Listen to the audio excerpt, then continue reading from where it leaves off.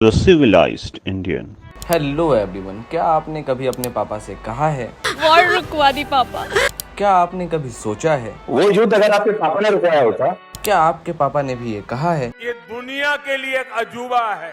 क्या आप भी ऐसा सोचते हैं? तो पढ़ा लिखा होने का मतलब ये बिल्कुल भी नहीं कि हम अपने दिमाग का इस्तेमाल करना चाहिए। हम अगर हाँ तो हम चुल्लू भर पानी में जाके डूब के मर जाओ।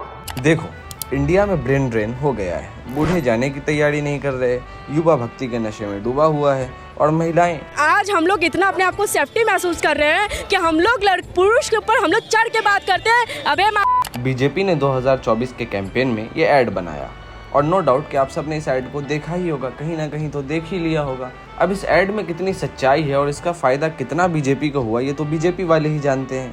लेकिन हाँ, मैंने बहुत देखा ऐसा, बच्चे बेहोश हुए, उन्हें मारा गया, जो गन के पीछे वाला हिस्सा होता है मोटा सा, उससे, ठीक है, पैरों से, बूट से, ठीक है, तो बहुत बुरी हालत हो गई थी, ठीक है। वो हमें प्रेफर नहीं कर रहे थे। गेट जब खुलता था सबसे पहले यूक्रेनियंस जाएंगे।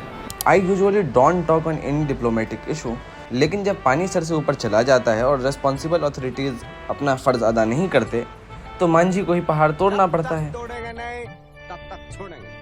मतलब खबर ये है कि किर्गिस्तान में इंडियन स्टूडेंट्स पर हमला हो रहा है। Locals are beating up students, भारतीय छात्रों को पीटा जा रहा है। क्लास की शुरुआत हुई थी जब इजिप्शियन और किर्गिज स्टूडेंट आपस में लड़ गए थे। उसमें नुकसान भारतीय और पाकिस्तानी स्टूडेंट्स का हुआ है। Reacting to it, Indian embassy ने बच्चों के लिए गाइडलाइन जारी की है। कहा है कि आप अपने हॉस्टल्स में ही रहें और बाहर ना निकलें। अब तुम कहोगे कि मुझ में हिपोक्रेसी की सीमा नहीं है, तो आपके ज्ञान में वृद्धि है तो बता दूं, हम जी रहे हैं अमृत काल में। साल है 2024। प्रधानमंत्री खुल्लम खुल्ला भड़काऊ और झूठा बयान दे रहे हैं, पार्टी वाले बुथ कैप्चर कर ले रहे हैं और मीडिया तो है ही।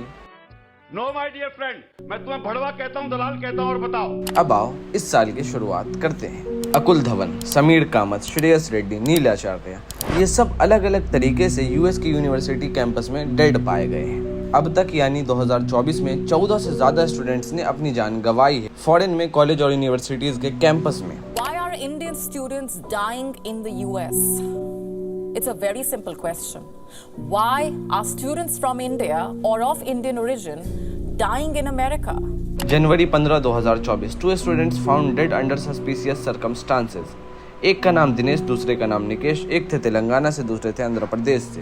इनके मौत का कारण अभी तक मालूम नहीं चल पाया है। 16 जनवरी 2024, student hammered to death by homeless drug addict. Georgia में विवेक सैनी पढ़ रहे थे, उनको एक ड्रग एडिक्ट ने 50 बार हथौड़े से हमला किया जिससे उनकी जान चली गई। जनवरी 28, student missing for 2 days, later confirm dead. Neelacharya नाम के एक छात्र थे, प्रूडो यूनिवर्सिटी में पढ़ते थे, 2 दिन तक लापता रहे, उसके बाद उनकी बॉडी मिली। Student dies from jet ski incident. Venkatarama Pitala, age 27 साल, तेलंगाना से थे और फ्लोरिडा में ही रह रहे थे। Reason of death, according to wildlife conservation commission, he was driving a rented Yamaha personal wild craft जो दूसरे वाइल्ड क्राफ्ट से टकरा गया। Student dies in Boston, initial investigations rule out foul play. Abhijeet Paruchuri नाम था स्टूडेंट का।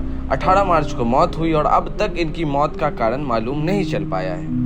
भाइयों बहनों, मैं इन घटनाओं को इसलिए सुना रहा हूँ कि दिल्ली में बैठी हुई सरकार किसी विषय पर भी गंभीर नहीं है। देखो, सरकार से सवाल करना गलत नहीं है।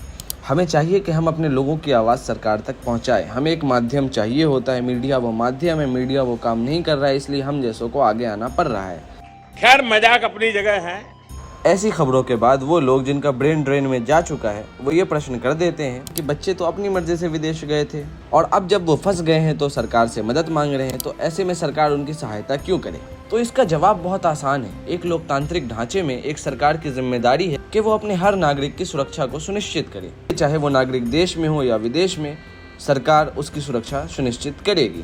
खैर, एवरेज भारतीय अंकिल तो इस मामले को समझ पाएंगे नहीं। उनके और उनके बच्चों के बारे में एक महापुरुष ने पहले ही कह दिया है, अगर आप माता पिता हैं तो अपने बच्चों को कहिए कि हमने तुम्हारी बर्बादी का इंतजाम फला राज्य की राजधानी में कर दिया है, चलो अब टीवी देखते हैं। अगर आपको लगता है कि मैं सही नहीं कह रहा तो ndtv.in पर जाकर यूनिवर्सिटी सीरीज के सभी 27 अंक देख जाइए और फिर अपने बच्चे को दिखाइए कि हम तुम्हें इस कॉलेज में बर्बाद करना चाहते हैं। तो लुक, हमें सवाल करना पड़ेगा और ऐसे मुद्दों पर बात करनी पड़ेगी। हमारे बच्चे खतरे में हैं और हम इस पर बात नहीं कर रहे हैं, इसलिए आप भी इस मामले को लेकर Twitter, Facebook, Insta, WhatsApp, status, story जहां लगा सकते हैं लगाएं। इस वीडियो को शेयर करें या इससे रिलेटेड आर्टिकल्स को पढ़िए और लोगों में जागरूकता फैलाइए और बताइए कि सब चंगा नहीं सी। धन्यवाद। इस वीडियो के सामने आने के बाद सवाल तो बनता ही है, क्या वाकई आपने तय कर लिया है कि खुद और समाज को बर्बाद कर देना है? अगर आपने तय कर लिया है तो फिर आपको यह जानकर खुशी होनी चाहिए कि कई राज्यों में आपके बच्चों के पढ़ने के लिए ढंग का एक कॉलेज तक नहीं है।